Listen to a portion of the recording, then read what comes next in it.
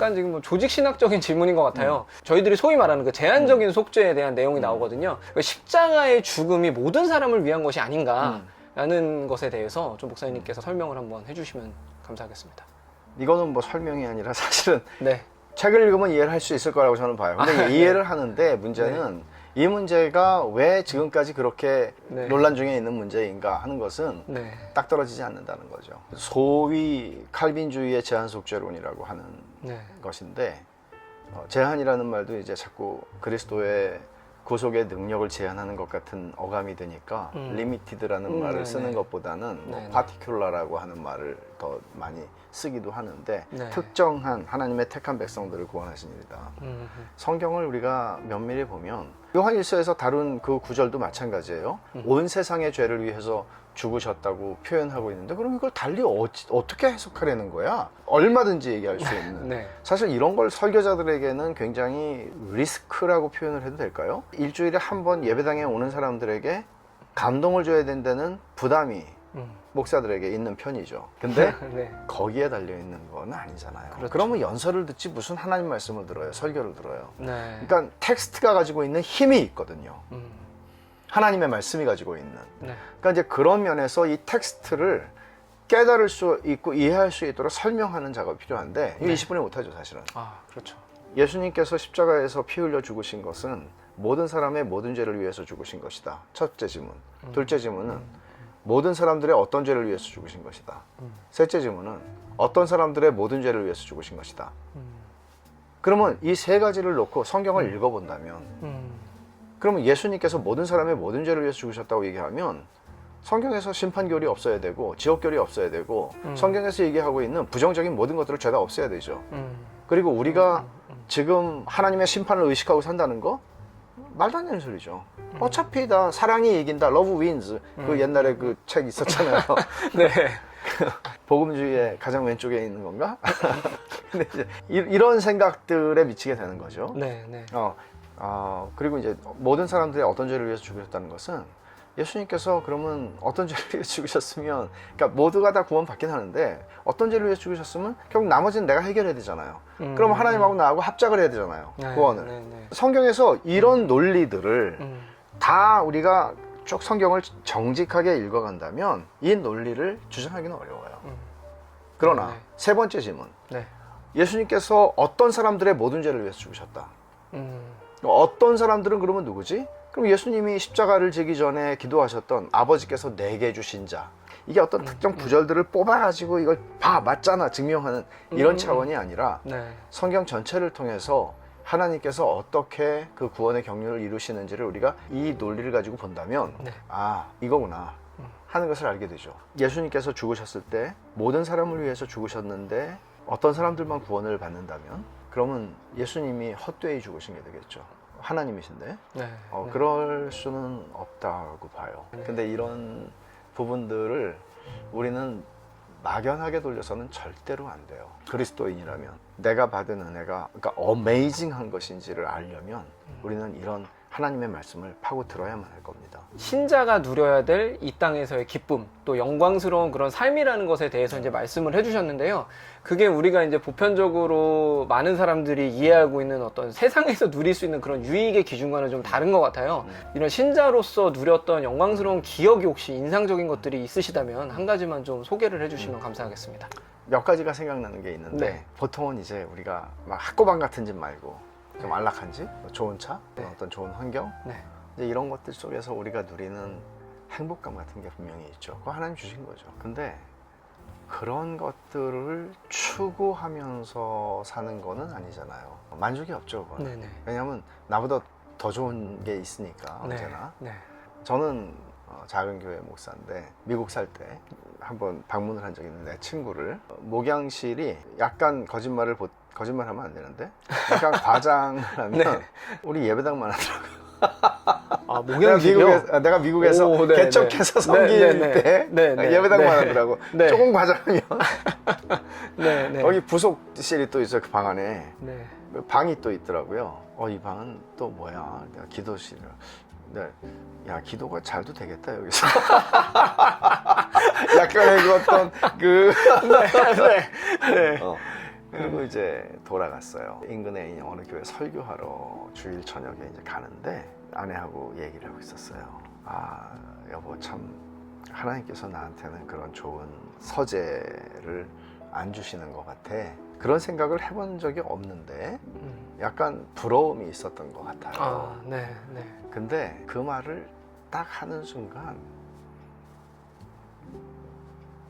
딱 내가 지금 뭘 하고 있지? 그런 생각이 들었어요. 그러면서 예배당에 이제 도착을 해가지고 악수하고 이제 강사니까 네, 그리고 네. 이제 앞에 가서 이제 자리하는데 통곡이 터지더라고. 아, 네. 그러니까 뭔가 네, 하면 이제 이런 거예요. 하나님께서 너는 그렇게 서재가 좋아? 그 영광의 복음을 네가 전하는 사람인데 서재가 그렇게 너한테 부러웠어?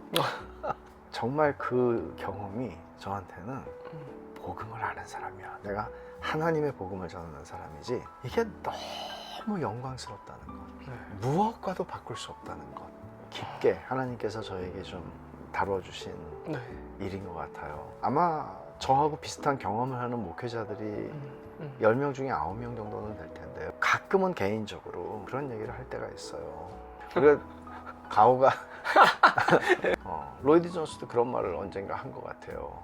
목사가 자신이 얼마나 영광스러운 부르심을 받았는지를 알지 못하면 네. 세상에 불쌍한 사람이라고. 근데 이제 그런 것들을 좀 하나님께서 특별하게 좀 그때 알게 하셨던 거 하나 얘기하고 싶었고, 네. 또 하나는 제가 선교사로 있었을 때인데요. 네. 그때 제가 조나단 에드워즈 책을 하나 읽고 있었는데 깊은 밤에 네. 그때 정말 하나님이 하나님의 영광을 보여주시는 거. 그러니까 내가 중학교 때 이제 회심하고 쭉 교회 모태에서부터 다니고 헌신해서 선교사 목사하고 했는데 하나님이 이렇게 무한히 크신 하나님이라는 거를 거의 처음 아는 것과 같은 그런 인식이 네.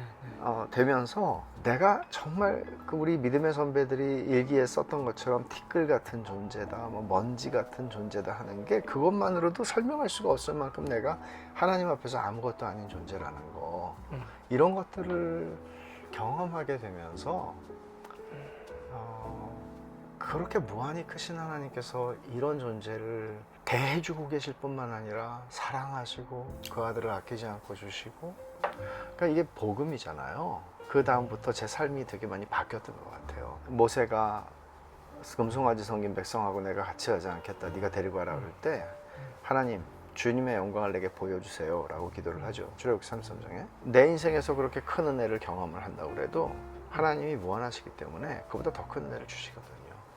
그러니까 사실은 그리스도인들에게는 이런 경험들, 이런 경험들은 되게 중요한 것 같아요. 목사님께서 삶으로 직접 경험하셨던 내용을 들려주시니까 저도 마음이 굉장히 좀 울컥해서 들으면서 굉장히 많은 감동이 있었고요. 감사합니다, 목사님. 부러울 네, 게 네. 없죠. 네. 내가 제일 행복해. 네, 맞습니다. 저도 가끔씩 이제 이렇게 세상을 계속 살아가다 보면 또 이걸 잊어버릴 때가 있는 것 같습니다. 맞아요. 맞아요. 눈에 보이는 게 많잖아. 네, 너무 많은 것들이 보이다 보니까 또 미디어에 노출이 되어 있고 맞아요. 하다 보니 부러워할 때가 있는 것 같습니다. 하여튼 목사님께서 주신 이 귀한 경험들이 또 저희에게 이 책을 읽으시는 분들이나 또 이 영상을 함께 공유해서 보시는 분들에게 좀 은혜가 되었으면 좋겠습니다. 세상을 사랑하지 말라라는 이 말씀이 있거든요. 또 한편으로는 성경에서 우리가 세상을 섬기고 또 그들에게 복음을 전하기 위할 대상으로도 이야기를 하는데, 그렇다면 목사님 여기서 세상을 사랑하지 말라라는 것에서 그 세상의 의미를 우리가 어떻게 해석을 해야 될까요? 우상의 문제라고 이해를 하면 돼요. 팀 켈러가 마음의 우상에 대한 접근들을 말을 하셨는데, 하나님이 세상을 이처럼 사랑하사 독생자를 주실 만큼 사랑하신 세상을 우리는 사랑해야 돼요. 근데 여기서 세상과 세상에 있는 것들을 사랑하지 말라고 요한일서 2장 15절 이하에 말씀하신 이 부분은, 세상을 이처럼 사랑하사를 쓴 요한 사도가 요한일서에서 이런 말씀을 할 때 그래서 풀어서 설명하죠. 육신의 정욕, 안목의 정욕, 이생의 자랑이라고. 근데 사실은 이 모두가 마음의 우상의 문제들입니다. 이게 말이 떨어지는 게 요한일서 되게 이상하게 끝나는 서신인데 우상들을 다 물리치라고 얘기하는 끝나는 말이 멀리하라고. 결국은 우리 마음의 우상들, 뭐 육신의 정욕도 마찬가지고 안목의 정욕, 우리가 뭐 보는 게 많잖아요. 저것도 가지고 싶은데 필요한 것은 아니지만 네. 그럼 그걸 가지고 싶으면 우리는 우리의 어떤 재화를 우리에게 있는 것을 사용해야 되잖아요. 근데 가치를 그것을 위해서 사용하다 보면 결국은 성경에서 얘기하는 죄성이라고 하는 게 자기 중심성이고 아주 이기적인 것인데 그 삶에 계속해서 노예가 될 수밖에 없잖아요. 육신의 정욕도 마찬가지죠. 이거를 내가 하면 행복해질 것 같아 라고 하는 생각들이 있고, 마음의 우상이라고 하는 것에 직접적으로 딱 만나는 거라고 하면은 이생의 자랑 같은 허영과 기타 많은 것들이 있잖아요. 당당하게 사람들 앞에서는 나를 증명하고 싶은 욕구들, 이제 이런 것들이 전부 다 하나님이 예수 그리스도 안에서 나를 있는 모습 그대로 용납하셨고, 하나님께서 나를 어떻게 사랑하셨는가 하면 그 아들을 아끼지 않고 내어주실 만큼 사랑하셨고, 그렇게 하나님이 나를 그대로 사랑하셨기 때문에 내가 나를 용납해 주는 것이 달라지는 것, 정체성이 이 부분에서 우리가 복음의 능력을 경험하는 건데요. 네. 늘 이 싸움 속에 놓여 있다는 거죠. 세상과 세상에 대한 사랑과의 싸움 속에. 그런 세상을 사랑하는 자는 그 안에는 아버지 사랑이 없다고 얘기하는 것도 다 그런 것이죠. 네. 결국은 아니 내가 결혼한 사람으로서 애인을 사랑하는데 애인을 사랑하는데 어떻게 내 아내를 동시에 사랑할 수 있겠어요? 네, 네. 그러니까 이제 그런 면에서 우리가 이 땅에서 그 싸움을 하고 있는데 이거 혼자서 안 된다고 봐요. 사귐이 필요해요. 공동체가 필요해요. 혼자서 은밀한 영역이 많아지면 많아질수록 마음의 우상이 가지는 놀이터는 커지겠죠. 나는 큰 교회 목사가 되고 싶어. 나는 훌륭한 설교자가 되고 싶어. 이거 다 마음의 우상일 가능성이 많죠. 아니 좋은 설교자가 되겠다는 게 뭐가 문제야? 교회를 성장시키겠다는, 주님의 나라를 성장시키겠다는, 다르죠. 다를 수 있죠. 심지어 하나님의 일을 한다고 이제 겉으로는 보여지지만 그것조차도 이제 우상이 될 수 있고. 그럼요. 네, 네. 좋은 게 존 파이퍼가 말했듯이 네. 애플파이가 뭐가 문제야? 근데 애플파이가 문제가 될 수 있다는 거죠. 포르노그래피만 문제가 되는 거 아니라는 거죠. 성경이 말하는 마지막 때라는 것을 우리가 어떻게 보면 좋을까요, 목사님? 기독교 종말론에서 다루는 천년왕국과 관련해서 무천년이 있고 후천년이 있고 전천년, 세대주의 다양한 이해들이 있지만 저는 제 입장이 하나가 있죠. 그것에 따라서 또 가르치고 요한계시록도 해설하고 그러는데, 제가 종말론을 배웠던 교수님이 인상적인 말씀을 한번 하신 적이 있는데, 이런 것 가지고 싸우고 다투고 하는 것보다는 우리 예수님께서 분명하게 재림하신다는 사실, 그리고 우리의 육체가 부활한다는 사실, 이거를 붙잡자. 종말론에 관해서도 많은 다툼들이 있고 하지만 사실 시한부 종말론이라든지 이런 이단들이 이제 되게 종말론하고 연결돼서 많이 접근을 하는 거죠. 기본적으로는 성경이 얘기하는 종말은, 아니 바울이 목회서신에서 말세에 이런 사람들이 일어날 거라고 주님도 말씀하시고, 네. 그러면 그 말세라는 거는 예수님의 초림과 재림 사이 아니에요. 더 구체적으로 말하면 예수님께서 십자가에서 죽으시고 부활하시는 사건으로부터 주님 재림하시는 사건까지잖아요. 네, 네, 그러면 이 긴 시간이 얼마나 더 우리는 연장이 될지 모르죠. 네. 그러나 어떤 분들이 얘기한 것처럼 좌로도 치우치지 말고 우로도 치우치지 말고 이렇게 가라는 거잖아요. 네. 우리가 좀 건강한 그런 생각을 가지는 거 되게 중요하다고 보고, 네. 근데 최근에 하나 제가 언급하고 싶은 건 뭔가 하면, 워낙 이제 세대주의 영향이 미국 복음주의 안에는 굉장히 강하고, 네. 또 한국에도 그런 영향들이 좀 있고, 네. 일반적으로 세대주의는 시간표를 만들기 때문에 그 시간표가 딱 떨어지는 것 같이 느껴지잖아요. 네. 당장은. 네, 근데 네. 그 다음 잘 안 맞아. 그러니까 이제 그런 시도들이 되게 많았단 말이에요. 네. 이스라엘이 48년도에 건국한 것도 이제 그런 사건이고, 네. 또 지금 전쟁이 나오고 있잖아요. 네. 네.